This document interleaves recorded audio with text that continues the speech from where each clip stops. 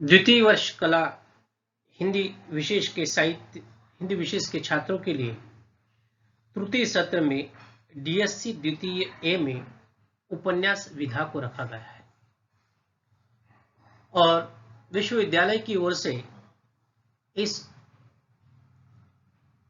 पर्चे के लिए जिस उपन्यास को रखा गया है उस उपन्यास का नाम है समय सरगम और इस उपन्यास की लेखिका है कृष्णा सोपती। उपन्यास को देखने के पहले इस उपन्यास की लेखिका का व्यक्तित्व और कृतित्व को जानना बहुत जरूरी है, क्योंकि लेखक का व्यक्तित्व कृतित्व की परछाई उसके साहित्य पर पड़ी हुई हमें दिखाई देती है। तो आइए हम सबसे पहले कृष्णा सोपती का व्यक्तित्व और कृतित्व का परिचय लें। हिंदी की सुविख्यात बुद्धिजीवी लेखिका कृष्णा सोपती का जन्म 18 फरवरी 1925 में गुजराल में, जो कि अब पाकिस्तान के पंजाब में है, इस इलाके में हुआ। ये जो इलाका है, ये इलाका झेलम और चेनाब नदियों के बीच का इलाका है। कृष्णा जी का जन्म स्वतंत्रता के पूर्व हुआ और कृष्णा जी का जो लेखन कार्य है वो लेखन कार्य स्वातंत्र्योत्तर काल में हुआ है। कृष्णा जी के पिताजी जो फौज में थे, दीवान पृथ्वीराज सोपती, इनकी माताजी का नाम दुर्गा सोपती था और कृष्णा जी की एक बड़ी बहन जिनका नाम है राज चोपड़ा और छोटी बहन जिनका नाम है सुषमा अब्बे। कृष्णा जी को एक भाई भी है जिनका नाम है जगदीश सोपती। कृष्णा जी के पिताजी फौज में होने के कारण इनके तबादले होते रहते थे और इसका नतीजा ये हुआ कि कृष्णा जी की पढ़ाई दिल्ली, शिमला और लाहौर में हुई। कृष्णा जी 1950 तक सिरोही के महाराजा तेज सिंह के यहां गवर्नर का काम किया था। उसके बाद 1 वर्ष तक दिल्ली के आरबी स्कूल में अध्यापिका का काम किया और 1952 से लेकर 1980 तक दिल्ली प्रशासन के प्रौढ़ शिक्षा कार्यक्रम के सब किया।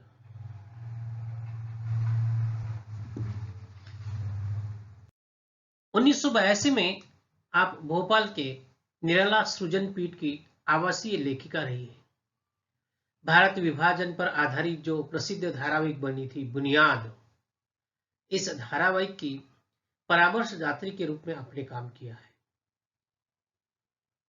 कृष्णा जी ने जो उपन्यास लिखे हैं उनमें सबसे पहला उपन्यास 1972 में लिखा जिसका नाम था सूरजमुखी अंधेरे के। दूसरा उपन्यास है जिंदगी नामा। तीसरा उपन्यास कृष्णा जी ने लिखा है दिलोदानिश 1993 में और जिस उपन्यास को हम अध्ययन के लिए पढ़ रहे हैं वो उपन्यास समय सरगम। इस उपन्यास का प्रकाशन हुआ सन 2000 में और 2017 में प्रकाशित कृष्णा जी का एक उपन्यास जिसका नाम है गुजरात पाकिस्तान से गुजरात हिंदुस्तान। कृष्णा जी उपन्यासकार के साथ साथ कहानीकार भी है। 1958 में एक कहानी संग्रह, सबसे पहला कहानी संग्रह कृष्णा जी का प्रकाशित हुआ था जिसका नाम है डार से बिछुड़ी। 1967 में मित्रों मरजानी नामक कहानी संग्रह प्रकाशित हुआ। यारों के यार 1968 में यह कहानी संग्रह प्रकाशित हुआ।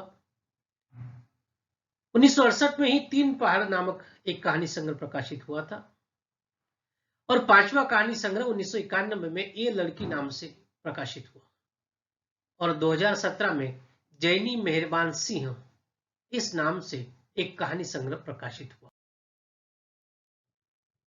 कृष्णा जी उपन्यासकार और कहानीकार के साथ साथ कवयित्री के रूप में भी प्रसिद्ध रही है। उनके 2 काव्य संग्रह बड़े प्रसिद्ध रहे, प्यारे खास और गलबाहियों सी उमड़ थी।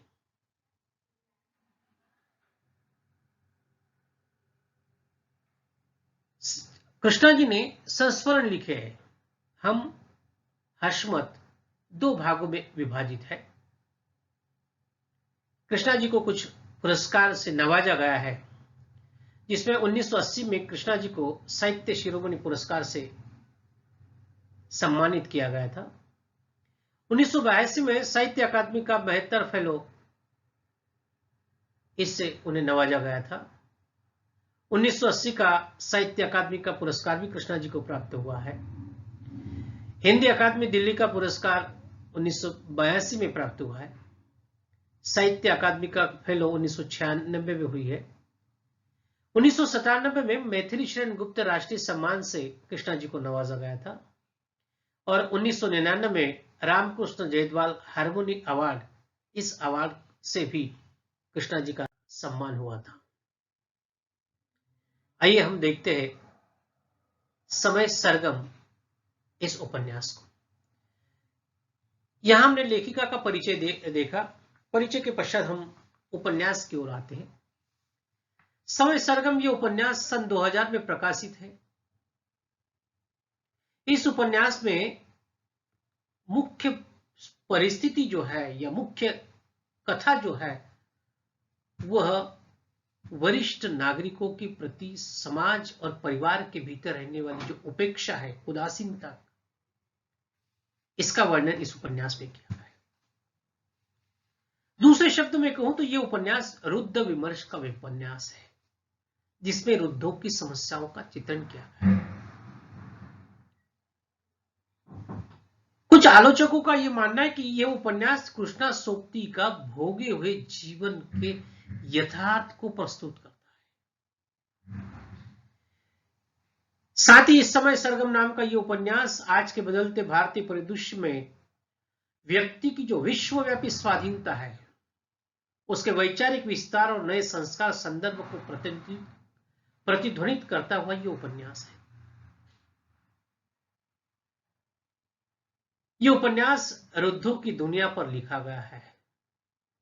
इस उपन्यास की केंद्रीय संवेदना में बुजुर्ग लोगों का संसार है और इस उपन्यास में चित्रित जो पात्र है वे सभी पात्र जीवन के अंतिम दौर से गुजर रहे हैं।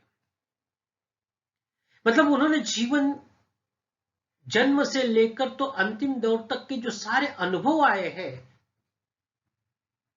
उन अनुभवों का निचोड़ और वृद्धावस्था में रहने वाली स्थिति, इसका चित्रण इस उपन्यास में किया गया है। वैसे देखा जाए तो इस समय सरगम इस उपन्यास की कोई मुख्य कथा नहीं है, पात्र है और उन पात्रों के जीवन में आने वाले जो अन्य पात्र हैं, उन पात्रों के जीवन की कथा को या प्रसंगों को इसमें बुना गया है। कोई मुख्य कथा नहीं है। उपन्यास की मुख्य तथा प्रमुख पात्र अरण्या है जो इस उपन्यास की नायिका है और यह अरण्या उपन्यास की नायिका होने के साथ साथ वह लेखिका है। इस समय सरगम उपन्यास की नायिका अरण्या उम्र में बूढ़ी जरूर है पर वो मन से जवान है। वह अविवाहित है, परिवार से अलग रहती है और परिवार से अलग जीने का निर्णय अरण्या ने लिया है। अरण्या का मानना है कि व्यक्ति का विकास परिवार के घुटन भरे वातावरण में संभव नहीं है। अरण्या परिवार पे विश्वास नहीं रखती। अरण्या स्वतंत्र रूप से जिंदगी जीने में विश्वास रखने वाली है, अकेली, जहां परिवार के किसी सदस्य की किचकिच न हो, कोई जिम्मेदारी न हो, कोई रोकने टोकने वाला न हो, अपने ढंग से, अपने मर्जी से, अपने तरीके से जिंदगी जीने में विश्वास रखने वाली ये नायिका है अरण्या। इसी उपन्यास में और एक पात्र है जो जिसे हम इस उपन्यास का नायक भी कह सकते हैं, वह है ईशान। ईशान ये भाग्यवादी है, नीतिवादी है। भाग्यवाद और नीतिवाद में विश्वास रखने वाला ये इंसान है और ये रिटायर्ड अफसर है। दुर्भाग्य के कारण इनकी पत्नी का निधन हो चुका है और पत्नी न होने के कारण ये विधुर के रूप में अपनी जिंदगी जीते हैं। ईशान के जीवन में और एक दुर्घटना पत्नी के जाने के पश्चात आई। उनका इकलौता बेटा जो था, जिसका नाम था लवी, उस इकलौते बेटे की किसी दुर्घटना में मृत्यु हुई और लवी के चले जाने के कारण, पहले पत्नी गई, बाद में लवी गया, इसके जाने के कारण ईशान की जिंदगी कमियों से भरी हुई थी। ईशान को दो बेटियां हैं, जो दोनों बेटियां बाहर पढ़ती है। बेटियां अपने पढ़ाई में मशगूल है, पत्नी चली गई। एक लड़का था लवी नाम का, वो भी चला गया और लवी के जाने का उन्हें बहुत गम है। लवी के द्वारा लिखे गए जो पत्र है, वो जब गम में होते या लवी की बहुत याद आती है, उस समय वे लवी के द्वारा लिखे गए पत्रों को पढ़ते रहते। और ऐसे अकेले जीवन जीने वाला ये जो ईशान नाम का व्यक्ति है, जिनकी उम्र करीबन 60 के ऊपर है, दिल्ली में रहते हैं और ऐसे जीवन के अंतिम पड़ाव में ईशान के जीवन में अरण्या आती है, क्योंकि अरण्या भी दिल्ली में रहती, वो भी अकेली रहती है। अरण्या का आना ईशान के जीवन को हरा भरा कर देता है। वो इसलिए कर देता है क्योंकि इंसान चाहे कितना भी पैसा इकट्ठा कर ले, कितनी भी संपत्ति प्राप्त कर ले, पर कोई अपना तो होना चाहिए। हमारे विचार, हमारे सुख दुख, हमारी भावनाओं को हम किसी के सामने व्यक्त कर सके, ऐसा कोई अपना भी तो होना जरूरी है।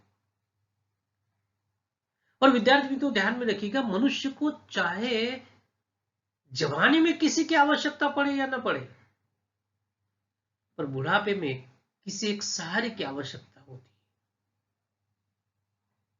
है। ईशान के लिए अरण्या एक सहारे के रूप में आई है, क्योंकि अरण्या भी अकेली है और ईशान भी, और दोनों के विचार भिन्न भिन्न है। अरण्या जानबूझकर अकेले रह रही है, तो ईशान परिस्थिति के कारण अकेले रह रहे हैं। और जब ये दोनों मिलते हैं तो ऐसे में दोनों सोचते कि शेष जीवन के सुख दुख को साथ बांट ले तो हमारी जिंदगी बढ़िया से गुजर सकती है।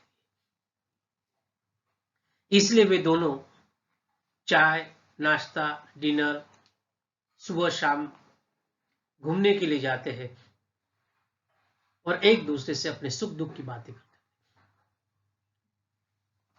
अरण्या बड़ी खुशमिजाज है, वो हर पल को खुशी से जीना चाहती है, उसे मृत्यु का भय नहीं है। वह आगे बढ़कर हर क्षण को पकड़ना चाहती है और वह कहती है, आगे बढ़कर क्षण को पकड़ लो जो तुम्हारा है। ये शाम, ये क्षण, ये बारिश लपक कर हथेली में समेट लो। एक बार चुकी तो हमेशा के लिए खिसक जाएगी। इसलिए वह हर पल को जीना चाहती है। ईशान और अरण्या के बीच एक गहरी दोस्ती हो जाती है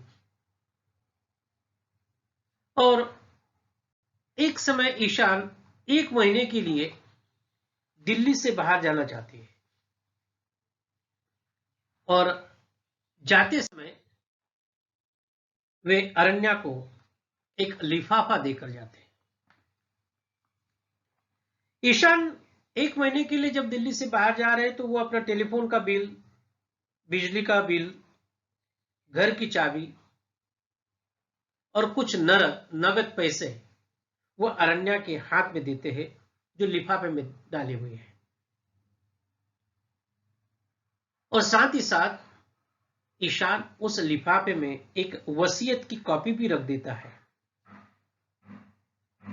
जिस वसीयत में यह लिखा है कि यदि ईशान नहीं रहे तो उनकी जायदाद, जो उनकी 2 बेटियां हैं, उन 2 बेटियों को वो बराबरी से बांट दे। मतलब ईशान जो है, ईशान 1 महीने के लिए जाते हैं, तो जाते समय उन्हें लगता है कि यदि यात्रा में मेरा कुछ भला बुरा हुआ, मेरी संपत्ति को लेकर विवाद न हो, इसलिए वह वसीयतनामा भी लिख कर जाते हैं। यह है वृद्धों की पीड़ा।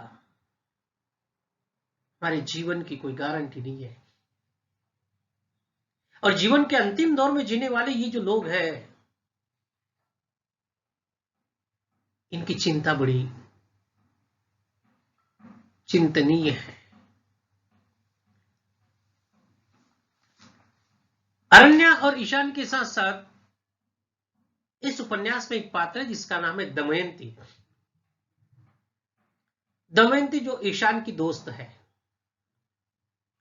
दमयंती के पति के मृत्यु के बाद वो अपना सारा समय अध्यात्म में गुजारती है। साथ ही ये दमयंती जो है, वह जब जवान थी, वो जवानी में अत्यंत सुंदर थी। उस दमयंती के परिवार में बेटे बहुए हैं, फिर भी वह अपने घर में पराई है, उसकी उपेक्षा की जाती है। दमयंती अरण्या को बताते समय कहती है, अरण्या, मैं तुम्हारी तरह अकेले होती तो क्यों कर परेशान होती। मेरे बच्चे मेरे साथ रह रहे हैं, मेरे घर में मेरा किचन चल रहा है, खर्चा मैं कर रही हूं, और मैं अपने कमरे में अकेली पड़ी रहती हूं। बिना मेरी इजाजत मेरा सामान इधर से उधर करते रहते हैं। अरण्या, मैं बहुत दुखी हूं। मेरा काम करने वाली जो मेरी नौकरानी, जिसका नाम है साधो, मैं जब एक बार आश्रम में गई थी तो मेरे बेटे बहुओं ने साधो को धमकाते रहे, बताते, उसको धमकाते, कहते कि साधो बताओ, मम्मा लॉकर की चाबी कहां रखती है। अरण्या, मेरे बच्चे मुझसे इस तरह का व्यवहार करते हैं जिसके कारण मेरा जिंदगी जीने का धीरज खत्म होता जा रहा है। मैं पराई होती जा रही, मेरी उपेक्षा कर दी जा रही। अरण्या, एक दिन मैं डॉक्टर के यहां गई तो बहू ने मेरा कमरे में से मेरा दीवान उठा लिया और अपने कमरे में रख लिया।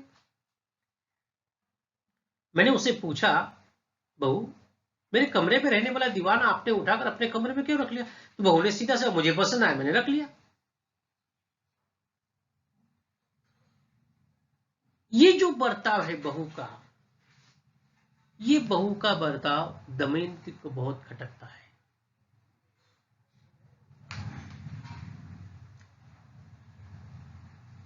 दमयंती का जो जीवन है, वह जीवन बड़ा ही दुखपूर्ण जीवन है। सब कुछ होते हुए भी, परिवार होते हुए भी, परिवार से अकेले रह रही। ये समस्या केवल दमयंती की नहीं है, आज हमारे देश में ही क्यों, आज विश्व में रहने वाले सारे बूढ़ों की ये समस्या है।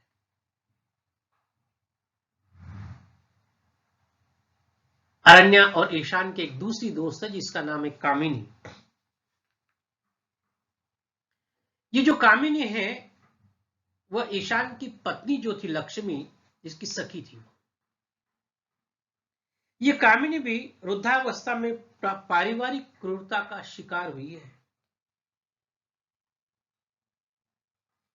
उसके भैया भाभी, कामिनी के भैया भाभी उसकी जायदाद हड़पना चाहते हैं। वे कामिनी को दवा के बदले नींद की गोलियां देकर बेसुध करते हैं। बहुत खतरनाक स्थिति है ये।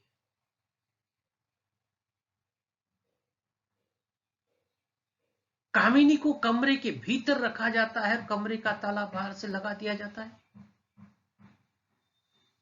कैदी की तरह बंदिस्त है वो घर में।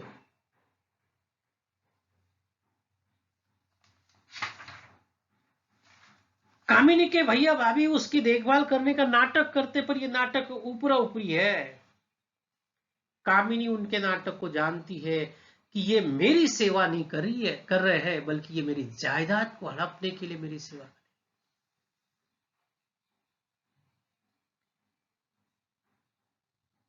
कामिनी की देखभाल के लिए एक नौकरानी रखी गई जिसका नाम है खुकू।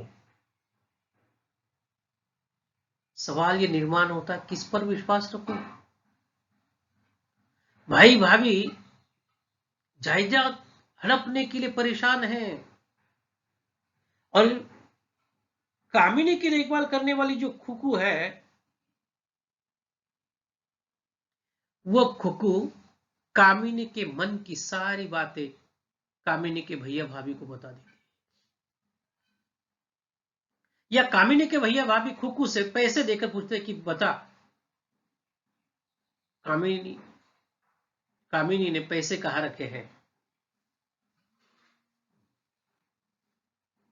और एक बार तो ये हद हो जाती है कि कामिनी के जो भैया भाभी है वो कामिनी को बिना बताए उसके घर का सौदा कर देते हैं।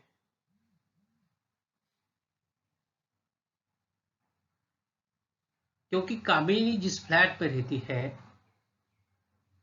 उस फ्लैट के कागजात भी गायब है, उसकी जायदाद के कागजात गायब कर देते खुकू के सहारे। किस रिश्ते पर विश्वास रखें?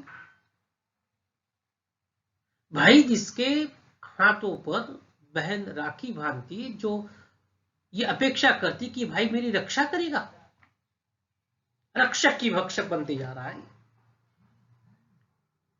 परिवार में रहने वाले रिश्तों में जो खटास आई है, ये खटास परिवार को नष्ट करने जा रही है, अपनापन नष्ट होता जा रहा है।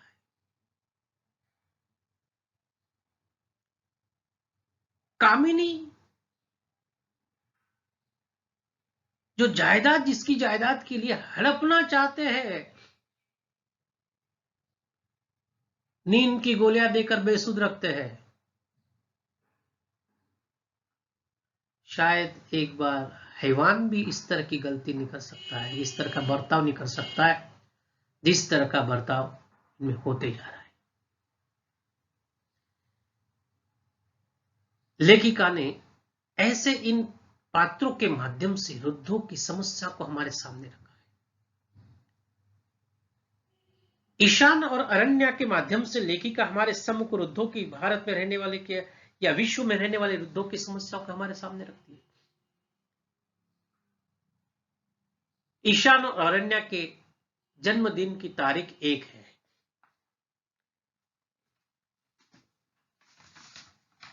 अरण्या जो है वो अपने फ्लैट को लेकर चिंतित है, क्योंकि उसके कागज भी ठीक नहीं है और उस पर लोन भी था। अरण्या की खासियत है कि वह अपनी परेशानी दूसरों को बताना नहीं चाहती है। वो अपने फ्लैट को बेचना चाहती है, पर ईशान से इस संदर्भ में बात नहीं करती। और अरण्या यह सोचती है कि वो फ्लैट बेचकर अपनी सहेली विनीता के घर में वो रहना चाहती है। और ये बात जब ईशान को पता चलती है, तब ईशान उसे विनीता के घर में रहने की बजाय अपने फ्लैट में रहने के लिए कहते हैं। ईशान अरण्या से कहते कि देखो अरण्या, मैं जो कहने जा रहा हूं उसे हंसी में मत उड़ाना। अगर मैं ये कहूं कि एक कमरा, अटैच बाथरूम, एक बालकनी तुम्हारे लिए मेरे फ्लैट में ही मौजूद है, तो तुम वहां क्यों नहीं रह सकती? इस बात पर अरण्या कहती है ईशान से कि मुझे इसके लिए एक दिन का वक्त मुझे चाहिए, उसके पश्चात मैं निर्णय बताऊंगी कि मैं आपके फ्लैट में रहूंगी या नहीं है। और अरण्या निर्णय लेती है। और जब अरण्या पहली बार ईशान के कमरे में सोती है, तो रात की शमा में भोर के आसपास दो रुद्र आत्माएं अपनी जर्जर देह के भीतर मालकस राग के साथ झंकृत उठते हैं। वे तन से तो एक है, पर मन से, माफ कीजिएगा, वे तन से तो अलग अलग है, पर मन से वह एक है। और अरण्या सब कुछ बेचकर उस फ्लैट में वह ईशान के साथ रहने लगती। इस तरह इस उपन्यास की कथा वस्तु या उपन्यास में आए हुए जो पात्र है उसको हमने यहां पर देखा। इसमें लेखिका ने इन पात्रों के माध्यम से रुद्धों की समस्याओं की ओर हमारा ध्यान आकर्षित करने का प्रयास किया है। आज के लिए इतना ही।